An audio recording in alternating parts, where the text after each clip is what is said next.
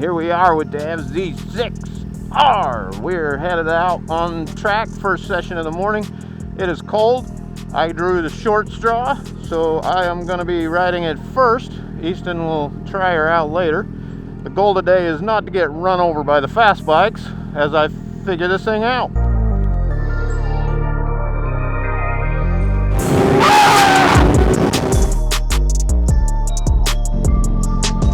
What the red flag was for.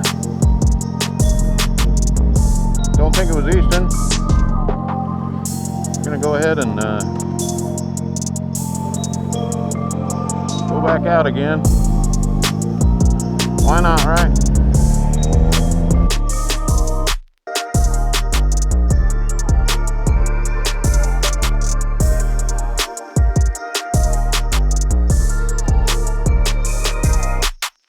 I'm going to go ahead and try to get our full lap here. We got some people getting some time.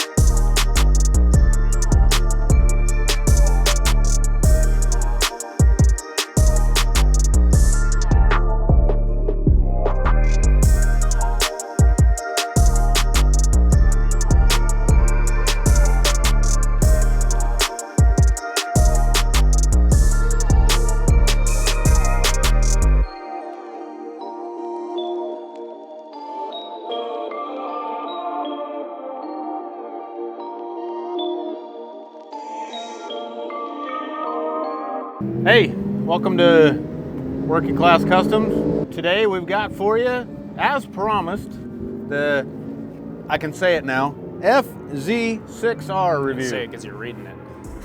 I can do it even without looking. FZ6R 2013 in brilliant Yamaha blue. I think specifically track review.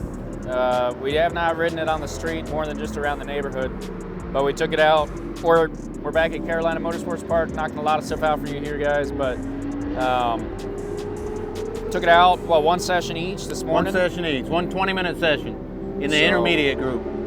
I ran a 217. I think you ran a 214. 14. Top speed we saw was 117 miles an hour per the Yamaha Speedos, so who knows what that actually is, but... Yeah, just for the record, that was for the little guy. I only seen 207. 107. Or 107. 207 would have been sweet. That would have been impressive. Very impressive. Kilometers. But I mean, let's break it down. Where do you think it falls? Track bike, non-track bike? Good. I think it definitely has potential for a track bike. At least for an entry-level rider, somebody that's just coming out. Yep. It has plenty of pull, has plenty of power, you know, to have a lot of fun on, good time on. To put this into perspective, this is our first time at this track. My first session out in worse weather, but on the Suzuki 750 yesterday was 2:15, I think, the first time out. Yeah. So now having a little bit of knowledge of the track, it was easier to run a better time on this. Yeah. Yeah, and we're looking, this thing is stock, besides we took the took the peg grinders off because they will grind 100%. I think you clipped one, so we took it off before I took it out. And I didn't hit a peg at all. We got her leaned over pretty good. I think on the power side, I would say, you know, we were talking about the Gixxers and how it's still enough to scare you. Right. I'd say this is enough to have fun and not scare you. I would agree with that. It's not scary. And there's not really like a bite point anywhere in the power band. The one thing I noticed, there's no gear indicator on here.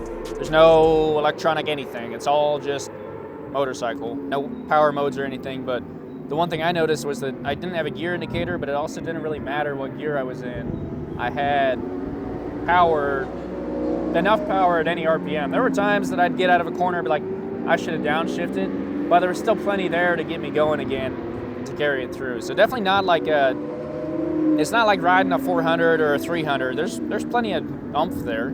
Yeah, it's got a lot of power. It was a very upright seating position.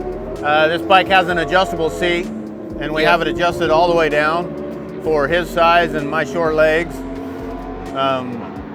can flat foot it very easily. Yep. Both of us, but doing that, and then with the way the pegs are mounted and everything, you know, this bike has handlebars rather than clip-ons.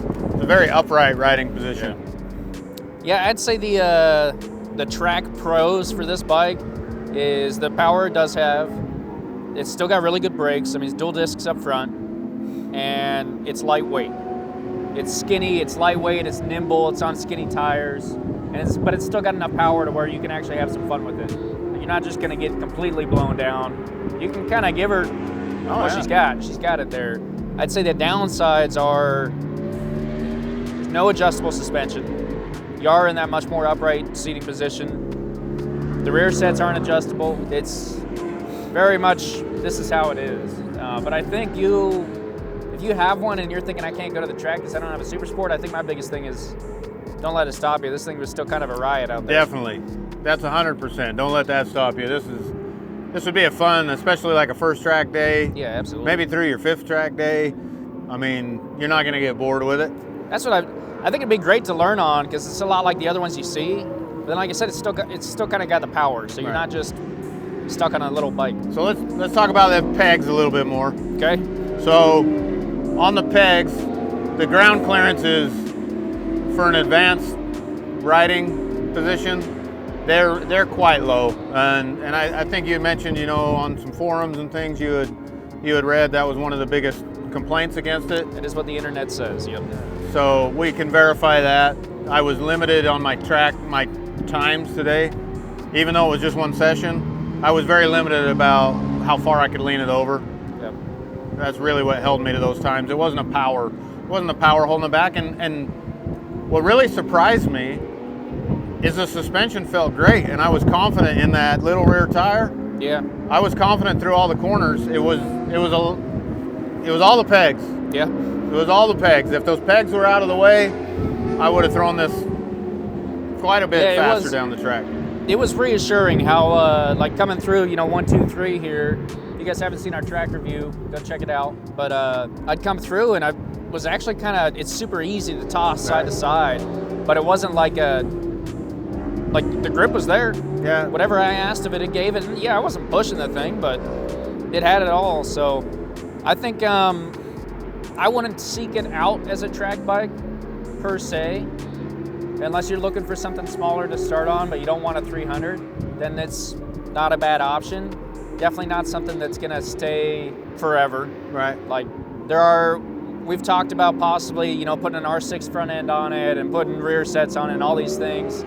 After riding it, I'm like, that could make it a really fun bike. I don't know if it's quite worth our time to do it. Right. But if you're thinking about it, that's not a bad option. We might still do it, who knows? Keep our options open, but that's about where I see it. Yeah. Just touching on the suspension again, you've seen with me on it, yeah. I'm 200 pounds. Sitting on that bike, it's sloppy. Yeah. And I anticipated that it was going to be really bad out on the track, but like I said, I could just be because it's cold. You know what he's told us? We were told this morning the coldest thing on your bike right now is your suspension. So, well, but yeah, and we're just for the reference, we're running on. These are pretty old Q3 pluses, so there's a pretty stick DOT kind of track day tire back in their day. They've been replaced now by the 4s and then the 5s. But well, the other thing I would touch on is braking. Had no problem stopping this bike. No, absolutely not. I anticipated suspension problems, braking problems. I didn't see any of those. Yeah, no, I agree. Like I said, the dual front discs I think helps out a lot with that. It's weird because it's got like this Yamaha DNA, right? But it is only DNA. It's not your R6 DNA. Sorry, it's a Yamaha. It's right. It's 100% Yamaha. But R6, like the engine is there, but it's not. Yep. But the braking's there. I've never ridden an R6, but I imagine it's way better. The tires are skinnier, but they still have traction. It's, like I said, it's got that DNA, it's got that feel of a nice Yamaha R6, but it's just not all there. It's literally like a little baby brother to it, I think, so. Yeah, definitely a sporty bike. So one other thing about the bike, we're always telling people just get to the track. Yeah. It's easy to get to the track. So you can see we literally, this is a bone stock. These are the tires we bought it with. Yep. put some tape on the over the headlight, the reflectors and the mirrors. We didn't even take anything off. I mean, we got our mirrors still on here, everything. We've taped it up, we went and ripped it. There's no reason you can't buy this bike for... No, we did all that this morning. Yeah. Like in 5 minutes. So. Track prep, ready to rock, most fun you can have. Yeah. Yeah, I'd say whatever you were about to say, no reason you can't buy it for... Oh, I was gonna say, we might have to sell this one, so we won't tell you what we paid for it, but just know that you can... Well under $3,000, you can get yourself a bike, put some tape on it, and go to the racetrack and have a great day. And that is exactly what this was for us. Like I said, not a race bike, not an end of the line, be all bike, but absolutely a hoot out there, a ride, if you will. Right, and we're gonna trailer at home. Yep. Because we got other bikes, but ain't no reason you can't pull the tape off, jump on, and drive home. Yep, and it's got a fuel gauge. So. And a fuel gauge. It does have a fuel gauge. No gear indicator, but it's got a fuel gauge. So anyway, let us know in the comments if you guys have any other questions about it, or what you want to see done with it, or if anyone's looking for it, go ahead and let us know, and go ahead and click like, subscribe to the channel. We'll see you guys next time. Yeah, thanks for watching.